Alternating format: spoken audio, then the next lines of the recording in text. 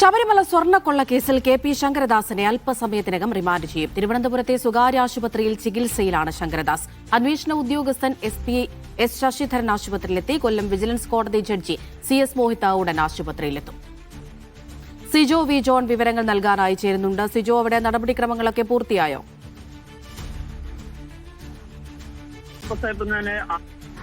നടപടിക്രമങ്ങൾ അല്പസമയത്ത് തന്നെ ആരംഭിക്കും. അന്വേഷണ ഉദ്യോഗസ്ഥനായിട്ടുള്ള ശശിധരൻ ഇപ്പോൾ ഹോസ്പിറ്റലിൽ എത്തിയിട്ടുണ്ട്. അതോടൊപ്പം തന്നെ പ്രോസിക്യൂട്ടറായിട്ടുള്ള അഡ്വക്കേറ്റ് സിജുവും എത്തിയിട്ടുണ്ട്. അല്പസമയത്തിന് തന്നെ കൊല്ലം വിജിലൻസ് കോടതി ജഡ്ജി CS മോഹിത് എത്തും. അതിനുശേഷമായിരിക്കും ഈ റിമാൻഡ് നടപടികൾ ആരംഭിക്കുക. സാധാരണ രീതിയിൽ നമ്മൾ ഈ പ്രതിയെ കോടതിയിൽ എത്തിച്ചാണ് റിമാൻഡ് നടപടികൾ പൂർത്തിയാക്കുക. പക്ഷേ കെ.പി. ശങ്കരദാസ് അതീവ ഗുരുതരാവസ്ഥയിൽ ഹോസ്പിറ്റലിൽ ചികിത്സയിൽ തുടരുന്നതിനാലാണ് കൊല്ലം വിജിലൻസ് കോടതി ജഡ്ജി തിരുവനന്തപുരത്തെ സ്വകാര്യ ആശുപത്രിയിലേക്ക് എത്തുന്നത്. അതിനുശേഷം അദ്ദേഹത്തിന്റെ മെഡിക്കൽ റിപ്പോർട്ട്സ് ഒക്കെ പരിശോധിക്കും. തുടർന്നായിരിക്കും റിമാൻഡ് നടപടികളിലേക്ക് പോവുക. ഇപ്പോൾ അദ്ദേഹം ജാമ്യാപേക്ഷ സമർപ്പിച്ചിട്ടില്ല. സ്വാഭാവികമായും റിമാൻഡിലേക്ക് പോകും എന്നുള്ളതാണ്.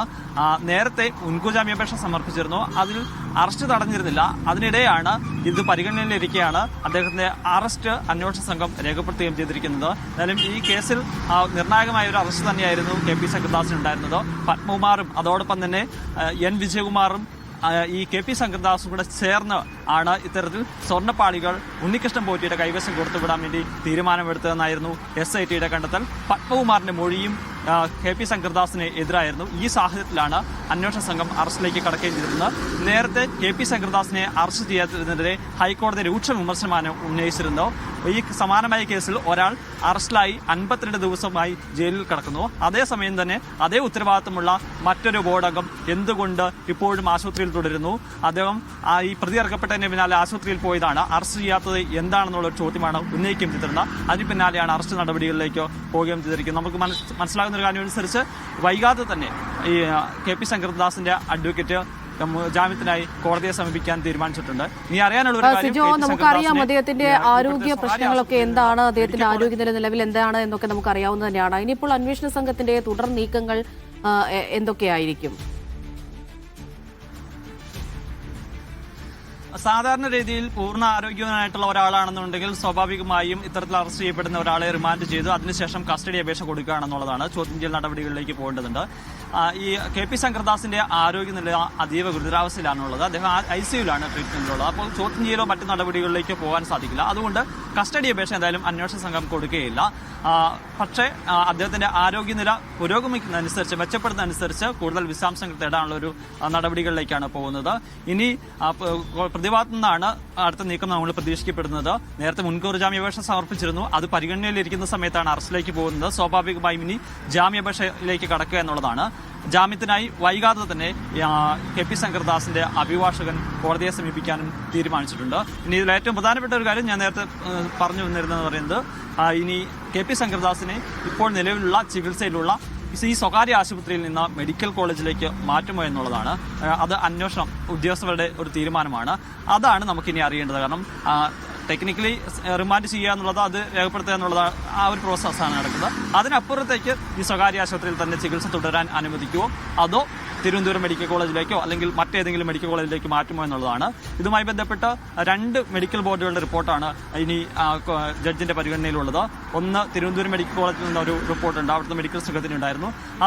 അതിനോടൊപ്പം തന്നെ DMAയുടെ നേതൃത്വത്തിലുള്ള ഒരു മെഡിക്കൽ ബോർഡ് രൂപീകരിച്ച ആ റിപ്പോർട്ടുമുണ്ട്. ആ 2 റിപ്പോർട്ടും പരിഗണിക്കാനിരിക്കുകയാണ് ഇത്തരത്തിലുള്ള അറസ്റ്റിലേക്ക് പോയിരിക്കുന്നത്. എന്തായാലും ഇതൊക്കെ വിശദമായി പരിശോധിച്ചതിന് ശേഷമായിരിക്കും ഈ ഹോസ്പിറ്റൽ തുടരണോ അതോ മെഡിക്കൽ കോളേജിലോ മറ്റു ഹോസ്പിറ്റലിലോട്ടോ മാറ്റണോ എന്നുള്ള ഒരു കാര്യത്തിൽ അന്വേഷണ സംഘം തീരുമാനമെടുക്കുക.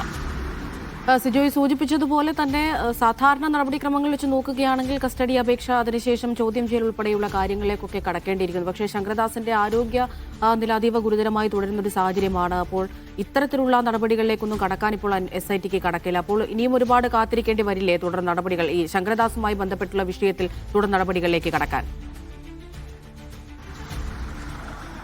തീർച്ചയായും അത്തരം കാത്തിരിപ്പ് തീർച്ചയായും വേണ്ടി വരും. നമ്മൾ ജഡ്ജാണെന്നാണ് പ്രതീക്ഷിച്ചിരുന്നത്. പക്ഷേ മറ്റു ഉദ്യോഗസ്ഥരോ അല്ലെങ്കിൽ ഹോസ്പിറ്റലിൽ വരുന്ന ആളുകളാണെന്നാണ് തോന്നുന്നത്. ഞാൻ ഈ ചോദിച്ച ചോദ്യത്തിലേക്ക് വരാം. സ്വാഭാവികമായും ഇത്തരത്തിലുള്ള ഒരു അറസ്റ്റ് രേഖപ്പെടുത്തുന്ന ഒരു കാര്യത്തിലേക്ക് വരുവാണെങ്കിൽ അറസ്റ്റ് വരികയാണെന്നുണ്ടെങ്കിൽ സ്വാഭാവികമായും നമ്മൾ അവരെ ചോദ്യം ചെയ്യുക, മറ്റു നടപടികളിലേക്ക് പോവുക, കസ്റ്റഡിയിൽ വാങ്ങുക എന്നുള്ളതാണ്. KP ശങ്കർദാസിന്റെ ആരോഗ്യാവസ്ഥ അതിനൊന്നും പറ്റുന്നതല്ല. അദ്ദേഹം അബോധാവസ്ഥയിലാണ് എന്നുള്ളൊരു കാര്യമാണ് മെഡിക്കൽ റിപ്പോർട്ട്സുകളാണ് ഇവർ നൽകുകയും ചെയ്തിരുന്നത്. അതിന്റെ അടിസ്ഥാനത്തിൽ സ്വാഭാവികമായും ഈ റിമാൻഡ് ചെയ്യും. അതൊരു സാങ്കേതികമായ നടപടിയുള്ളതാണ്.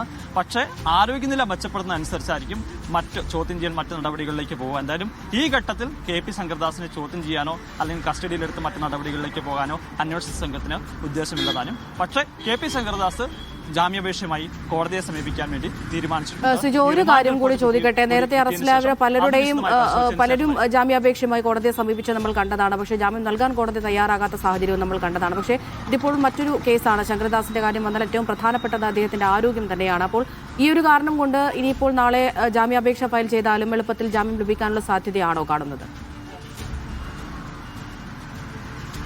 അതിനുള്ള സാധ്യതയുണ്ട്. കാരണം അത് കോടതിയാണ് അതിലൊരു തീരുമാനം എടുക്കേണ്ടത്. പക്ഷേ മെഡിക്കൽ ഗ്രൗണ്ട്സ് എന്ന് പറയുന്നത് വളരെ ഇമ്പോർട്ടന്റ് ആയിട്ടുള്ള ഒരു കാര്യമാണ്. കാരണം അതീവ ഗുരുതരാവസ്ഥയിൽ കിടക്കുന്ന ഒരാളെ ഒരു റിമാൻഡിലാണ്, അത് സാങ്കേതികമായിട്ടുള്ള ഒരു കാര്യമാണെങ്കിൽ പോലും റിമാൻഡിലാണ് എന്നുള്ളത് അതൊന്നും ഒഴിവാക്കി ജാമ്യത്തിലാണ് എന്നുണ്ടെങ്കിൽ മറ്റ് കൂടുതൽ ട്രീറ്റ്മെന്റ് മറ്റു നടപടികളിലൊക്കെ കൊണ്ടുപോകുന്ന കാര്യത്തിലൊക്കെ എടുക്കേണ്ടി വരും. സ്വാഭാവികം റിമാൻഡിലുള്ള ഒരു പ്രതിയാണെങ്കിൽ മെഡിക്കൽ ട്രീറ്റ്മെന്റിൽ ഹോസ്പിറ്റലിൽ തുടരുകയാണെങ്കിൽ പോലും അത് പോലീസിന്റെ നിരീക്ഷണത്തിലായിരിക്കും സ്വാഭാവികമായിട്ടുണ്ടാവുക.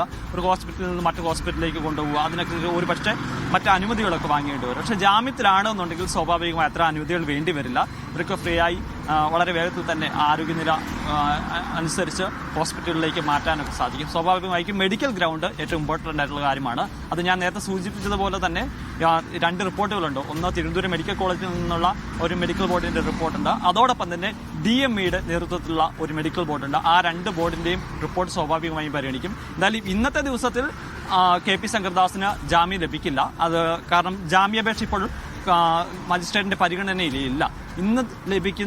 ഇന്ന് തയ്യാറാക്കുന്ന അന്വേഷണ സംഘം തയ്യാറാക്കുന്ന റിമാൻഡ് റിപ്പോർട്ട് കൂടിയുണ്ട്. ആ റിപ്പോർട്ട് കൂടി പരിശോധിച്ചതിന് ശേഷമായിരിക്കും ജാമ്യാപേക്ഷയുമായി മുന്നോട്ട് നീങ്ങുക.